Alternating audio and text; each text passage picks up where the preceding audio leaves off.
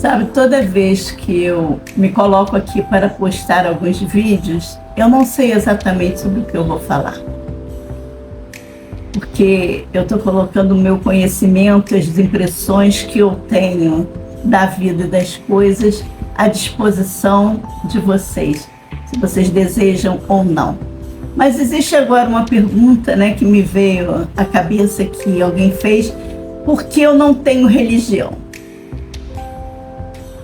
Eu não tenho uma religião formada, mas a minha origem é católica e até hoje eu me sinto bem entrando numa igreja, às vezes, e ali quieta, conversando, vendo aquela beleza arquitetônica. E muitas vezes, quando eu viajo, eu já conheci o interior de algumas grandes catedrais, como em Toledo, por exemplo, eu fiquei encantada, né? Em Segóvia, fiquei encantada.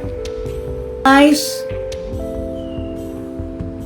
passei pela religião católica, porque todo o princípio naquela época era católica. Hoje em dia existe a protestante e essas pentecostais, que eu não sei se são ou não uma religião. Porque muitas vezes você pode pensar algumas coisas que lhe são convenientes, colocar aquilo ali numa nova forma de ver, né? E cada um tem o seu olhar sobre aquilo. Eu mesmo estou colocando aqui nessa série de vídeos o meu olhar sobre algumas coisas, mesmo que elas sejam verdadeiras.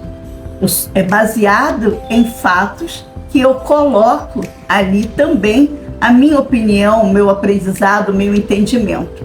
Ou seja, procuro trazer e enriquecer o diálogo, a troca de experiências. Mas eu, muito novinha, passei para o espiritismo. Eu evito aqui falar de religião porque a minha abordagem nesse canal não visa isso.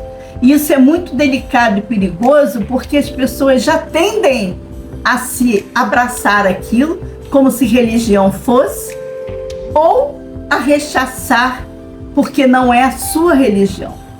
E isso veda o conhecimento, isso afasta. E não é esse o intuito. O intuito é esclarecer, é trazer conhecimento, trazer uma compreensão maior. Mas, muito novinha, eu comecei a entrar no espiritismo. Um dos primeiros livros que meu pai me deu chamava-se Joãozinho Vermelho no Mundo dos Espíritos. Era para que eu entendesse que existia outra gama, outra categoria de conhecimento, que não era só aquele que uma criança de 8 anos via. E eu adorava aquele livro. E até hoje em dia, talvez eu veja as energias que vocês chamam de fantasmas, né? De ghostzinhos, como simplesmente pessoas, energias existindo em outra vibração, de outra forma. Muita coisa a gente não conhece. Passou agora uma moto bem barulhenta, mas não me incomoda nem um pouco com isso. Continuando, existe, né, um conhecimento que muitas vezes as pessoas daquela época não têm acesso. Quem imaginaria o celular, por exemplo? Quem imaginaria conversar com outro? E Dom Pedro II, quando conversou lá com o Grão-Bel, ele ficou encantado com ele. Mas a gente, quando é criança, até conversa, né, de latinha, né? Aquela latinha com barbante. Ou seja, parece que o som tem uma tendência a se propagar. Agora, a grandes distâncias, eu consigo falar com pessoas da África. Eu tenho amigos na Ucrânia. Inclusive um que me ajudou muito quando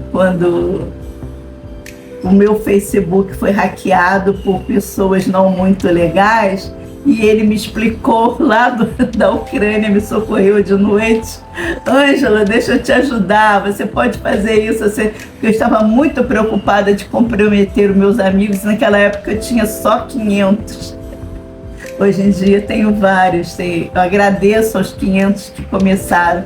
Mas tive grandes amizades. Eu tenho amigos na Itália, tenho amigos que conversam comigo, a gente troca conhecimento do México, dos Estados Unidos, da Argélia, que me vem aqui, com quem eu tenho grande carinho, porque estão na minha vida, outros passaram pela minha vida. Quando vocês iriam imaginar, né, que essa tecnologia viajaria tanto? E isso, se falasse para determinada época, ou se aparecesse essa invenção, era capaz da pessoa morrer na fogueira, como coisa do diabo. Até parece que é sempre o diabo que traz as invenções, o novo é o diabo que traz.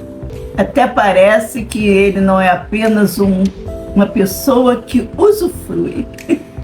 Porque quando o conhecimento chega para todos, chega para quem vai fazer bom uso e chega para quem vai fazer mau uso. O Santos Dumont mesmo viu o seu avião, o seu invento, se transformar numa arma de matar o seu semelhante. A mesma coisa aconteceu com o inventor da bomba atômica.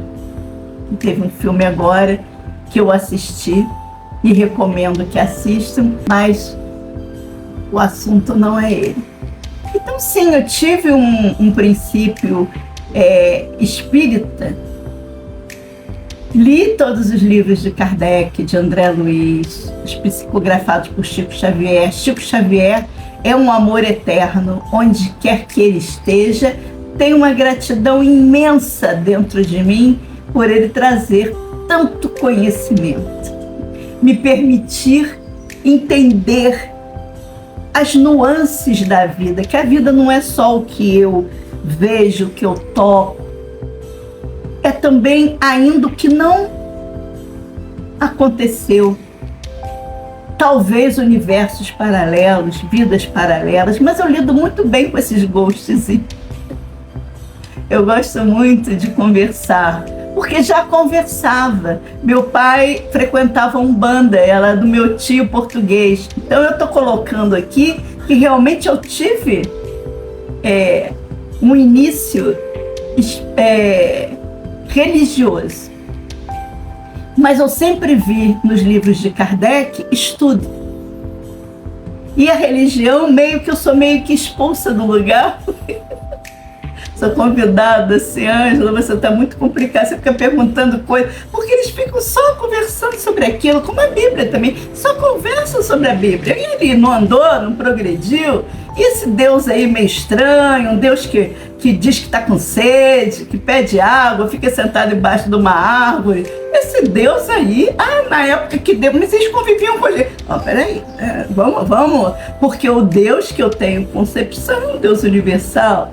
Então, eu fui adquirindo independência, passei a estudar extraterrestre, coisas que o padre não dizia.